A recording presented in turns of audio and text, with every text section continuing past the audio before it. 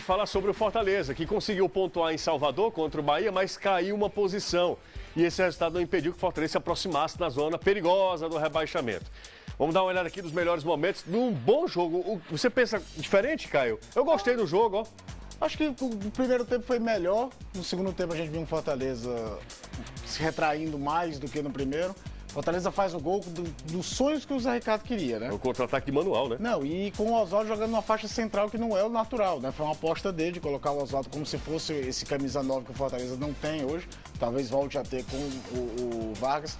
Num conceito diferente, é um camisa 9 na situação de contra-ataque, né? Um camisa 10 na situação de contra-ataque, não de pegar a defesa adversária montada e ele ter que abrir espaço. Mas é um belíssimo passe e uma conclusão brilhante do Felipe Pires, que parece que se firmou, né? Firmou. Vai ser uma baixa pro próximo jogo.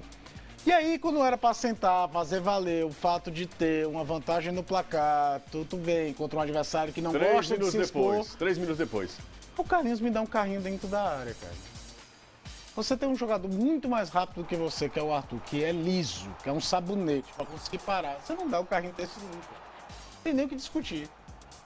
Gilberto, vice-artilheiro da competição, ele falou do Gabriel com 12, com 16 gols, com 10 faz Ele bate o gol. pênalti bem, né? E o jogo passa a ter uma dinâmica que interessante da gente ver os dois times taticamente tentando duelar, mas talvez sem grandes emoções, né? Um Fortaleza mais consistente defensivamente do que em outras ocasiões.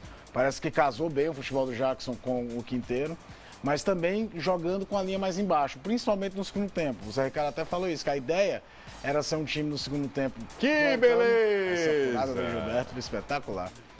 Foi sensacional. Mas o Bahia tentou até que conseguiu encaixotar o Fortaleza, mas sem criar grandes chances. Tanto que o Roger teve que lançar a mão de dois centroavantes. Teve que colocar o Fernandão, abriu mão do Arthur, colocou lá dois caras muito altos dentro da área. Mas mesmo assim, na real, não criou-se tantas chances. Ele tirou o Guerra, por exemplo, ele colocou, o Bahia terminou com 4 atacantes. Ele tirou o Guerra, colocou o Arthur Caíque. Né? Já tinha colocado o Fernandão. Já tinha colocado. Antes ele tinha. Aliás, colocou o Fernandão depois, né? Foi pro tudo ou nada colocando o Fernandão no jogo também. Com 2 centroavantes. Ele fez uma outra alteração que aí mostra mesmo o poderio de investimento do Bahia. Ele tira o Lucas e coloca a Elber. Elber seria titular. No intervalo, né? No intervalo. Seria titular em algumas equipes do futebol brasileiro. O Bahia tem à sua disposição ótimos jogadores do banco. Teve as duas situações, a estreia do Matheus Vargas. O Edinho entrou de novo, jogou um pouquinho abaixo, se imaginava. Foi mal. Também num desenho de jogo que talvez não ajudasse tanto ele, que o Fortaleza estava muito satisfeito em empatar o jogo num determinado momento da partida, mas não entrou bem. E aí é nesse vácuo que cresce o Felipe Pires. Vamos dar uma ouvida aqui, vamos saber o que aqui o Zé Ricardo falou com a gente. Fala aí, professor. Mas a nossa estratégia era tentando buscar a vitória, porque sabíamos se nos encolhêssemos desde o início do jogo, teríamos dificuldade, né? Conseguimos no primeiro tempo fazer um jogo daquilo que planejamos, conseguimos a vantagem, infelizmente logo a seguir sofremos o pênalti, tivemos o pênalti e o Bahia empatou. Talvez se tivéssemos alimentado um pouco aquele resultado de 1-0 mais tempo, poderíamos ter o Bahia um pouco mais atirado ao ataque, vamos dizer assim, e a gente poderia construir de repente 2, 3 lances em transição. Mas de qualquer forma, é um ponto que a gente não pode desprezar. E o agradecimento aí aos atletas pela organização que eles se mantiveram durante todo o tempo. O jogo foi bem disputado, para quem viu, acredito que viu um bom espetáculo. E as duas equipes, dentro de cada uma de suas propostas, conseguiram propiciar ao torcedor um espetáculo de boa qualidade. É isso aí. Bom, ouvimos o Zé Ricardo, que é mais sereno, né? Mais tranquilão, ele não muda muito o semblante. E o Fortaleza vai ter um jogo dificílimo, essa sequência. O Fortaleza sabe que... O primeiro turno mostrou, né? Contra a Palmeiras, depois tem... o Atlético Paranaense. Atlético Paranaense, tem São Paulo nesse meio também. Então é uma sequência bem complicada. Tem Flamengo nessa história, bem difícil essa sequência.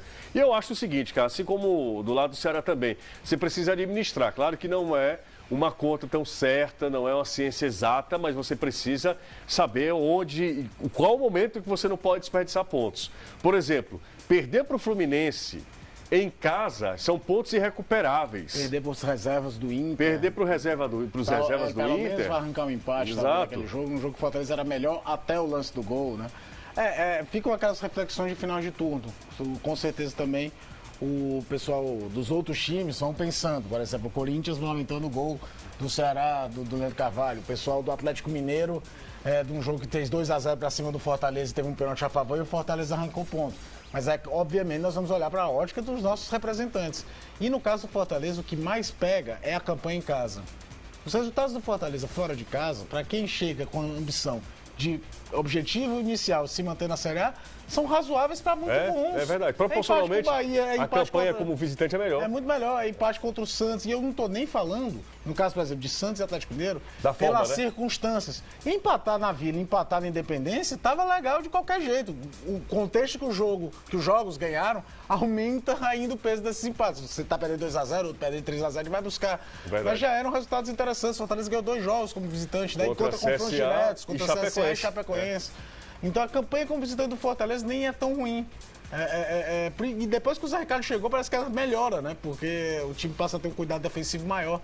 Mas dentro de casa é que o Fortaleza perdeu alguns pontos que não se imaginava poderia ter uma campanha melhor.